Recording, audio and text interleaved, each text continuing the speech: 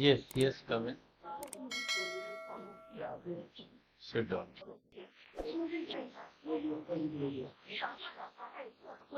आप आपकी पढ़ाई कहाँ से हुई है? मेरी प्रारंभिक से 10वीं और 12वीं तो मैंने बिहार स्कूल एग्जामिनेशन बोर्ड से की है। उसके बाद ग्रेजुएशन मैंने West Bengal university of technology Kolkata से किया है। उसके बाद एमटेक मैंने किया है मोतीलाल नेहरू एनआईटी इलाहाबाद से।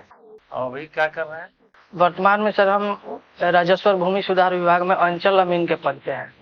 अंचल अमीन के पद पे, जो अभी कुछ दिन पहले हुआ था।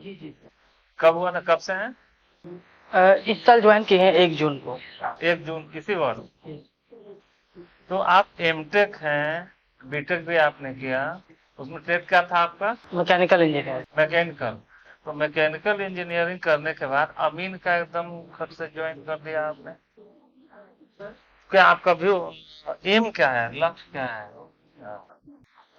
लक्ष्य तो अभी मेरा है सर सिविल सेवा में एक पद पर प्राप्त करना। सिविल सेवा के पद पर प्राप्त करना, क्यों? क्योंकि सिविल सेवा वो एक आधार देता है जिससे हम लोग डायरेक्ट सोसाइटी से जुड़ के उसकी सेवा कर सकते हैं। तो उससे ज्यादा सेवा तो आप अमीन में भी कर सकते हैं। आप अमीन में भी ट्रेनिंग ले रहे हैं या नापना शुरू किया है, काम करना शुरू किया है?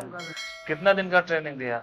1 महीना का होगा। मैपिंग कर लेते हैं क्या सर? स्केल से उसका करते हैं और करी से करते हैं या फीता से करते हैं? करी का नापी पता है? करी कितने करी का ये होता है? एक धूर जो हम लोग बोलते हैं, धूर समझ रहे हैं? एक धूर में कितना करी आता है? सर ये धूर जो हिसाब है ये अलग अलग क्षेत्र के हिसाब से अलग अलग चेंज होता है। नहीं, पटना में क्या है? पटना में तो सर है अलग अलग क्षेत्र में। अभी बिहार में कितना कितना तरह का है नापी?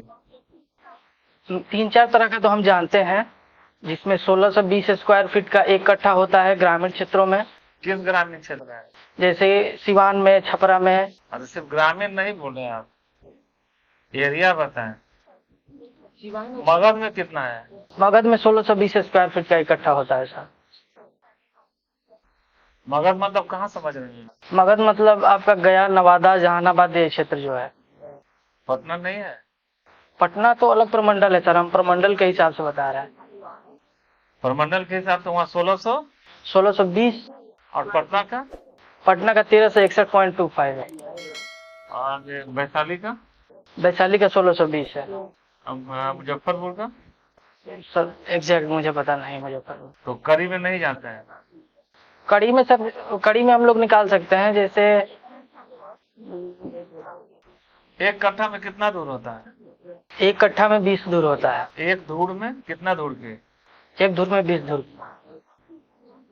अच्छा, आप जो है अचानक एनआईटी से आप एमटेक करते हैं और अमीन में आ गया। अमीन का क्या स्केल दिया है? लेवल 3 है सर। लेवल 3। 7 पे कमीशन में लेवल 3 है। और 6 में? 6 में 2000 ग्रेड पे। 2000 का ग्रेड। तो आप क्यों ज्वाइन किए? आपका एम क्या है और आपने ज्वाइन ये किया, क्यों ज्वाइन किया, ये जानना चाहते हैं। सर कुछ आर्थिक कठिनाइयों के कारण मुझे ज्वाइन करना पड़ा। एक्चुअली 2017 के बाद मैंने तैयारी शुरू की। 66वीं बीपीएससी में मैं इंटरव्यू तक गया, लेकिन मेरा फाइनल सिलेक्शन नहीं हो पाया। तो कुछ आर्थिक कठिनाइयों के कारण मुझे लगा कि ज्वाइन कर लेना चाहिए, तो मैंने ज्वाइन कर लिया। गुड। आप भोजपुरी जानते हैं, 2 व्याकरणिक लक्षण होते हैं। भोजपुरी में सर जैसे एक सरलीकरण की प्रक्रिया जो हिंदी में शुरू से चलती आ रही थी, वो अभी भी भोजपुरी के क्षेत्रों में दिखाई देती है। उदाहरण? जैसे कि परदेसी, इस तरह के शब्द अभी भी हमारे यहाँ यूज होते हैं।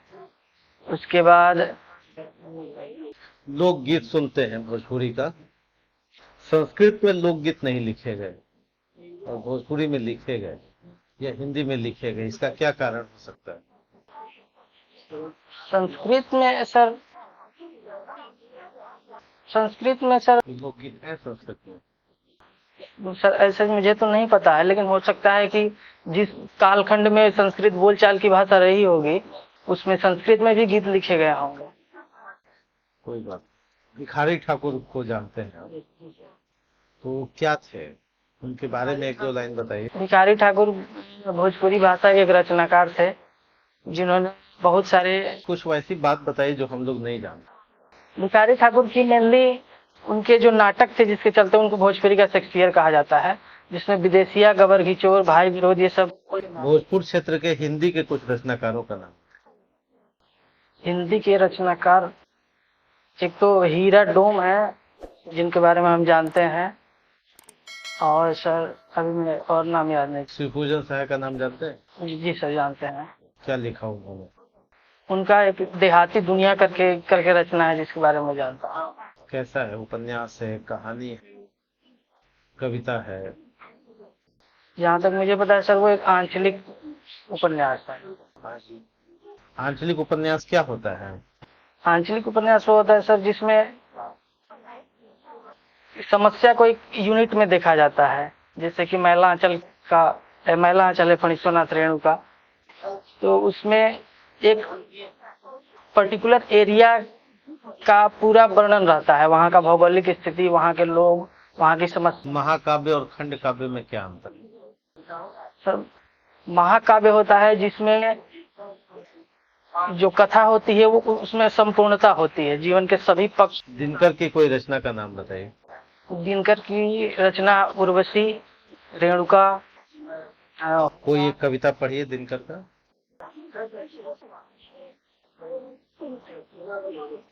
सर 2 सेकंड समय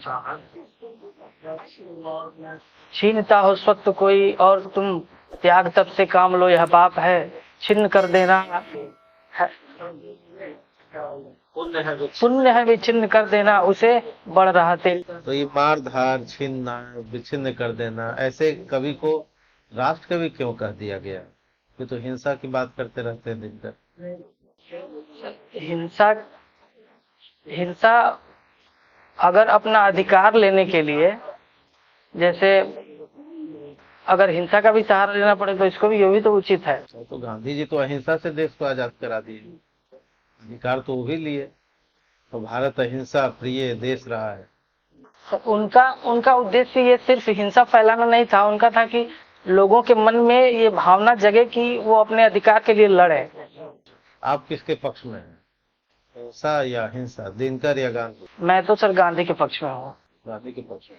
अगर गांधी को गोली नहीं मारी गई होती तो भारत का दृश्य कैसा होता?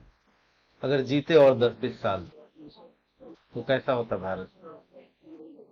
भारत का परिदृश्य अच्छा होता, बुरा होता? या गांधी को इतना लोग जानते नहीं, बुरा वो किस रूप में देखते हैं, इसको डिफाइन करें। गांधी को हम एक अच्छे विचारक और एक अच्छे नेता के रूप में देखते हैं। राज तरंगिणी के लेखक कौन है? राज तरंगिणी के लेखक कल्हड़ है। पूरा नाम बोलिए। कल्हड़। कल्हड़ नहीं, कल्हड़ किस भाषा में लिखा गया है? सर संस्कृत में।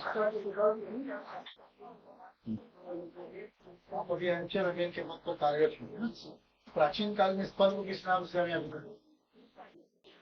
प्राचीन काल में जहाँ तक मौर्य काल में हमने पढ़ा है, वहाँ इसको रज्जुक नाम से शायद जाना। रज्जुक और गोप 2 अधिकारी थे, जिसमें गोप का जो पद था वर्तमान में राजस्व कर्मचारी का है, और रज्जुक ग्राह या ऐसा उसका नाम था, वो अमीन का पद था।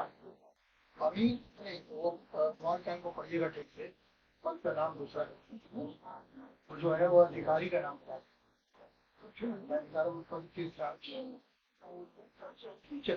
जरीवाना टैक्स के बारे में सुना? जरीवाना टैक्स पढ़ा होगा इसकी, और या फिर विभाग जरीवाना टैक्स लिया जाता है, किस तरह का टैक्स? सॉरी नहीं बात। एक प्रश्न होता है अभी हमारे देश में 1 नेशन 1 इलेक्शन की बात चल रही है। 1 नेशन 1 इलेक्शन जो है वो क्या वर्तमान संदर्भ में प्रासंगिक क्या? सर इसमें दोनों पक्ष हैं सर। अगर ऐसा नहीं है कि कोई नई अवधारणा है। आजादी के बाद हमारे देश के पहले 4 election one nation one election के आधार पे ही हुए, लेकिन तब तक केंद्र और राज्य दोनों एक ही प्रकार थे ना। हाँ, अब अभी वर्तमान संदर्भ में इसको कहाँ तक प्रासंगिक देखते हैं?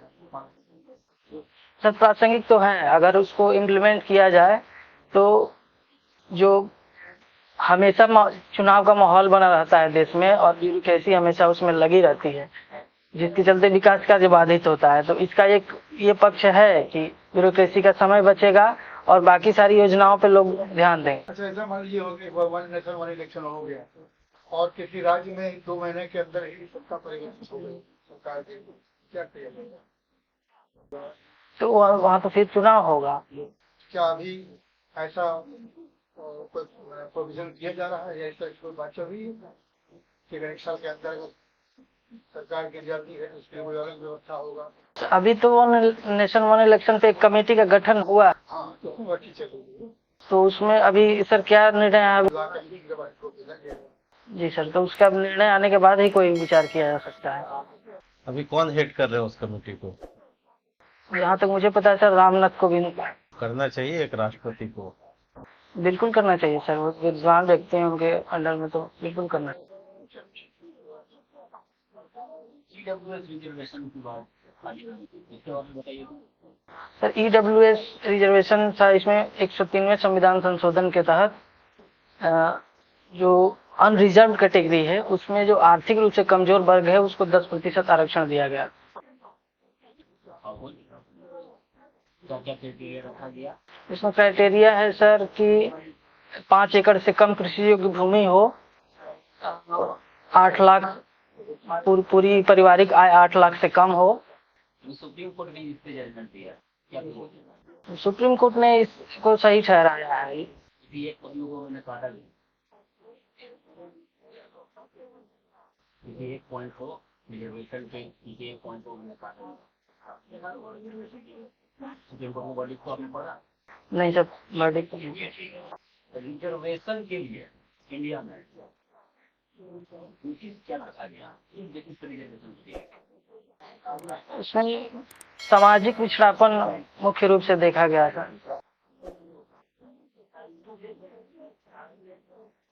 सामाजिकता का ही दूसरा जो वंचित वर्ग हैं, जो कि रिजर्वेशन के लिए इसके आर्टिकल में संशोधन किए गए। रिजर्वेशन के लिए सर मुख्य रूप से आर्टिकल 16 जो में संशोधन किया जाता है और आर्टिकल 14 और 15 में भी संशोधन। 14 में नहीं किया जाता, आर्टिकल 15 में आर्टिकल 14 में किस प्रकार की रिजर्वेशन की बात की गई?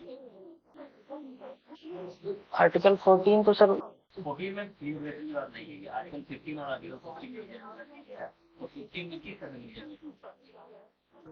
आप शायद रिजर्वेशन की गैंती रूप ऑल्दो मेरा मार्क्स पीटीओ में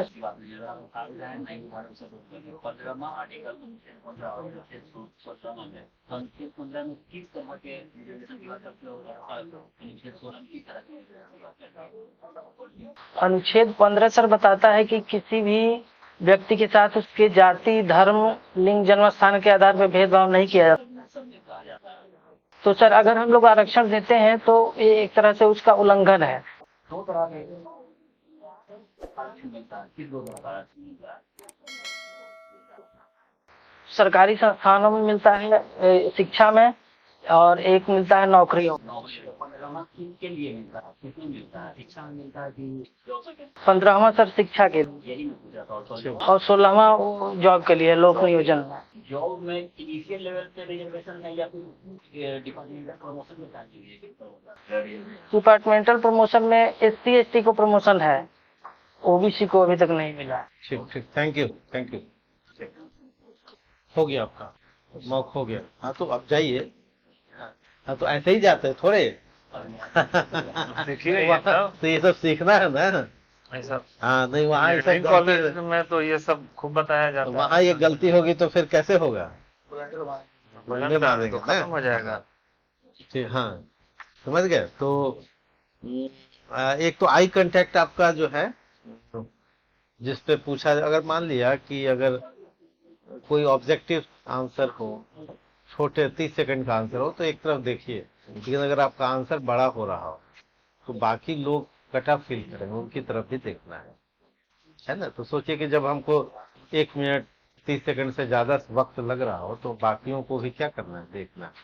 ठीक है, और बाकी ठीक है। कब है आपका इंटरव्यू? 12 को। अभी तो और क्लास मॉक कीजिए, है ना, धीरे धीरे ठीक हो जाएगा। और आपकी डिग्री अच्छी है तो इस बार निकल जाना है कि आपको अच्छे पोस्ट मिल जाए, हाँ, है ना। करना अमीन, अमीन की दुनिया से निकल जाना है। ठीक है, हाँ हाँ, ठीक है, थैंक यू।